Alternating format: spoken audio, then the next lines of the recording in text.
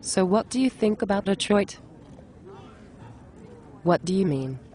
I mean, why do you think that state is in such a rut? Oh, like you thought Africa was a country.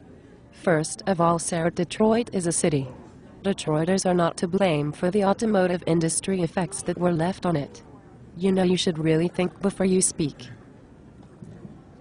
I sure wish you would use that philosophy. That's the problem right now in society. Let me educate you about Detroit. Do you like theater? Yes, I do, as a matter of fact. Did you know that Detroit had a booming theater business in the 1920s? They had a lot of neighborhood theaters that serviced their surrounding communities. For example, let's talk about the Grand Riviera that was located on Grand River Avenue just north of Joy Road.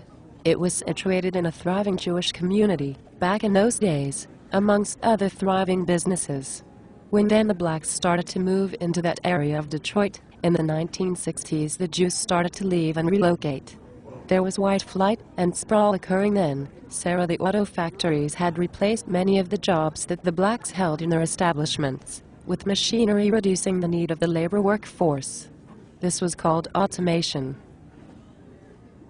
So if the blacks were replaced, Hillary, why did they not try to seek other jobs within the auto factory to keep their neighborhood thriving, just like it was when the Jewish lived in that same neighborhood? They may have been able to save their own backs. Why, Sarah, I think you have been drinking something more than tea with your tea party. The neighborhood theaters were pillars in these communities. The problems with them going away and shutting down started long before the blacks moved into these neighborhoods. I don't get it, Hillary. If all this money was put into building the elegant theaters, why would those people let them just diminish?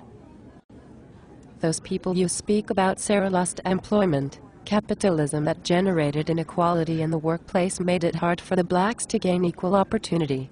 The fact that these factories had the power to choose who they wanted hire and did so by not providing equal opportunity to all races was a sense of control they had over the Detroiters. The blacks were not given a fair chance in the hiring practices, and this was allowed in their Detroit city government. How could they survive without income, Sarah? How could they? Well, Hillary, they needed to just find something to do. The jobs were not going to come to them, so lazy was not the answer. Sarah, the blacks were not lazy at all. Many of them had managed to work their way out of the poor areas of Detroit like Paradise Valley and Black Bottom. They moved into these neighborhoods to better their living conditions because these auto factories were paying them better wages when they bought these houses in the Grand River and Joy Road area. When the jobs were lost due to automation by many of these blacks that held these dirty, dangerous jobs that machinery took over, many of them converted to other illegal means of survival in their communities. So, Hillary, are you saying the factory is to blame for all their neighborhood problems and government did nothing about it?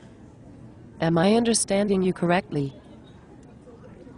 Hillary, no, Sarah, that is not what I am saying at all. The fact that the blacks bore the brunt of the racial inequality in the workplace and society caused these people to have to survive the best way they knew how to. The once thriving theater business that were a part of many Detroit neighborhoods deteriorated right along with the black neighborhoods because the whites who had the economic means left for the suburban communities to form their new communities. They built new theaters out in their new suburban communities, and the ones that were left in the Detroit neighborhoods started to decay. The blacks had lost jobs and there was no way and means to keep these theaters open. The blacks had to manage basic survival. This was urban sprawl, Sarah. Urban sprawl, you may call it, Hillary, but those blacks have so much crime in their neighborhoods. Why shouldn't the whites leave and build their own theaters for entertainment? Sarah, I understand your fear, but I would be fearful too. But these situations stemmed from racial inequality where the blacks suffered from the prejudice of the unequal economic scales. Detroit was on the downswing and didn't even know it with the invasion of capitalism from the big automotive industry and the false hopes it dished out to many that migrated here in search of the American dream.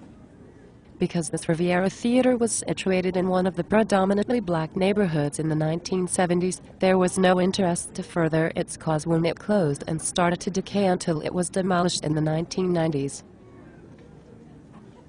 This theater, like many other neighborhood theaters, had lost the middle-class community that once lived in its surrounding area. Do you understand me now, Sarah? Hillary talked to the hand. Us Republicans are very self-motivated. These folks, or blacks as you call them, are destined to self-destruct. Well, Sarah, some people's opinions will never change about race and inequality in society, no matter what the facts are. Goodbye.